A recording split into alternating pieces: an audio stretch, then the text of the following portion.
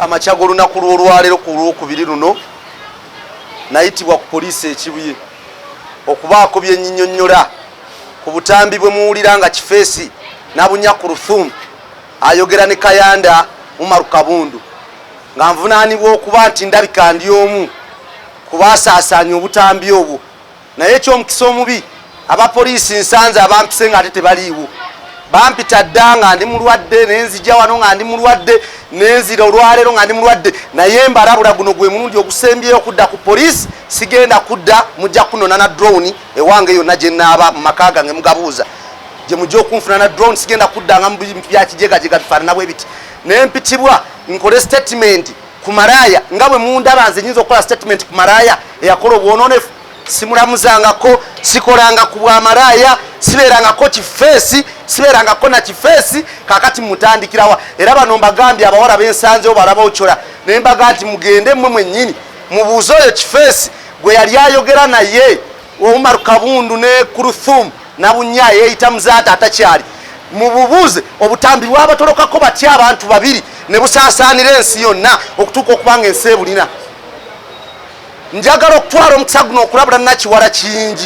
Nakiwala kingi wayingira mu nsonga za Sheik Muzaata mbadde mulwadde era nakati nkyali mulwadde bwe nva nozira ku kitanda naye va mu bintu bya Muzaata tobikwatako kati bamaseeka batandise n'omukubira essimu tazikwata yabaga nti eno wiiki agenda kujja omukazi mu nnyumba eno omuntu wabanga yakujja mukazi saawa eno ng'omukazi akyalimu Nakiwala kingi abasiraamu tujja kubalagira basosole Nakiwala kingi mu Ekereziya Katulika waliyo faaza omu yagenda n'agamba nti bafaaza balina okuwasa bafaaza bwe yabalagira okuwasa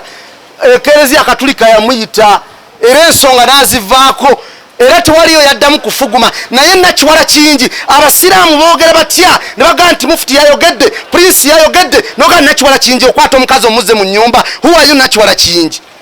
abasiraamu tugenda kubakunga insha Allah mukwate ekkubo mwenna mugende ekawempe olunaku lw'engendo bategeeza tugende tujja omukazi oyo mu nnyumba amaka ga Muzaata bagafudde essabo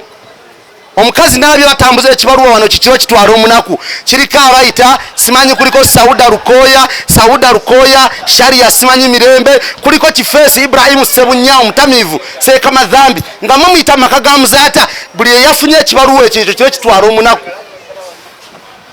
buli eyafunye ekibaluwa ekibayita mu mukolo gwa 13 ekyo kiro kitwala omunaku ab'amawulire mugende eyo nga 12 mutukwatire buli kiseekaseeka temunasanga kiwesa omugongo ng'ennindi mukirabe nga kiri mawuli nga kiri ewa Muzaata abo be balabe ba Muzaata nnamba emu abagenda okuŋŋwanirayo ng'ennaku z'omwezi 13 buli ataabe wa Muzaata ng'ennaku za mwezi 13 oyo mumanya nti abadde muntu wa Muzaata buli gwe munaalaba kamera nemutunulamu nga muntu abadde wa Muzaata nga mumanya nti oyo Kifeesi be bazoganya Muzaata Kurthum n'ozoganya Muzaata mulamu n'omuzoganya nga afudde ali mu ttaka n'otakoma okwo n'ozoganya omusajja nga amaze n'okufa tokomye okwo ozoganyiza n'abantu be yalese huwayo Kurthum yani bwavaawo n'alimbalimba abantu nasoma nze ndi dokita ki oyo afaanana nga bwolaba toileeti y'enkoma ogisibako ebifurashinga kubanga tebikolako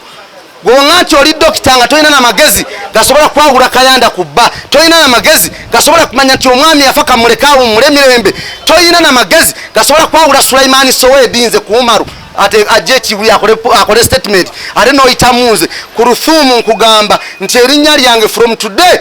ate nkulabula toddayo okuliisa ku lulimi lwo ate mbalabula mwenna waliwo akalala bakaita Seeka Kasawuli kali awo nakasanze ku mukolo nenkabalulirayo nga keyose kalinga emmindi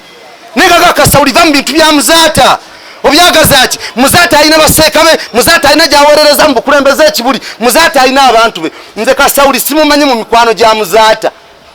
olaba nsobola okumanya nti tamala emirundi mukwano gwa Muzaata nensobola okumanya nenga nti nalweiso mukwano gwa Muzaata naye kati ombulira ate abasiraamu ababeera n'emizikiti nizo obutamanyabo Kasawuli tabangako mukwano gwa Muzaata kino ekivulu kyabwe kibategese ekyabasamize nga 13 bakiteeseteese mu Kasawuli alina eddaama ettuufu erya Muzaata agenda kulisoma Kasawuli tukulindiridde insha Allah bayimaamu b'okulembera mu Kampala simanyi bayimaamu baani yakulonda simanyi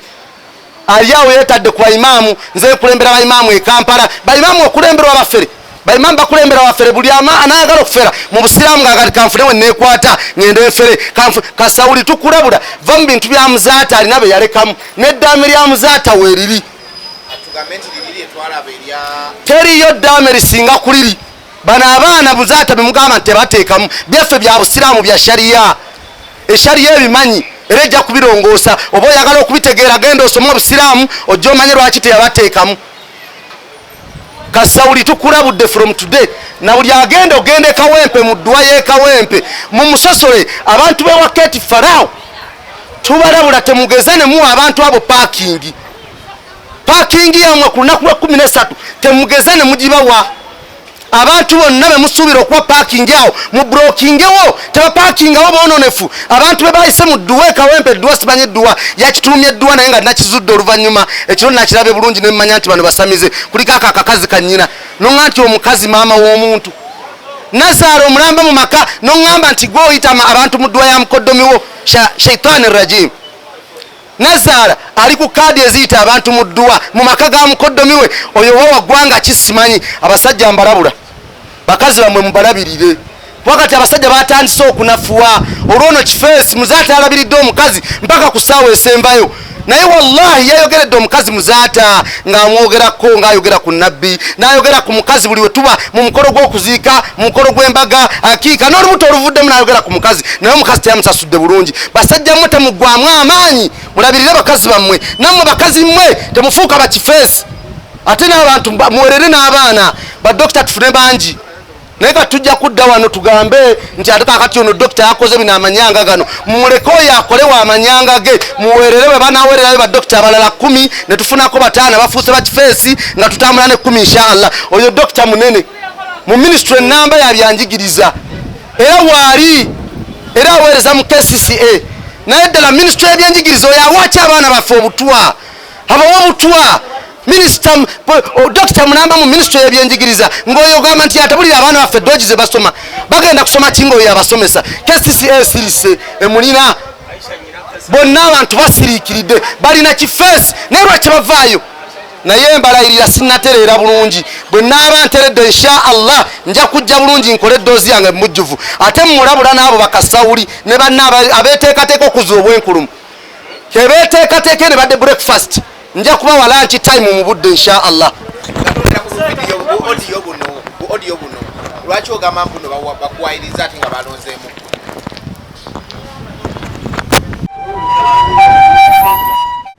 nze ng'enkolagana yange ne Muzaata emyaka 12 bweddu nga nze muvuga nze mbeera naye hata mpaka yonna Mungu lwe yatuusiza ekiseera kye ekyokumujjulula nga nze mulina kakati omuntu avayo ne yeewayiriza ebikwata ku maka ga Muzaata. Nze mmanyi mikwano gya Muzaata nze mmanyi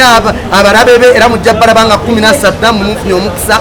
ate gavumenti tugirabula bulijjo muggala enkuŋŋaana z'abantu wano nga mugaate ziri mu mateeka. Kakati guno omukolo gw'ennaku z'omwezi nga 13 tugulindiridde gavumenti omukolo ogwo gubeerawo gutya nga mulaba amaka ga Muzaata gali mu kuzogana ne mukkiriza abantu bateeka gavumenti gala omukolo ogwo omukolo poliisi egugaane kubeerawo awo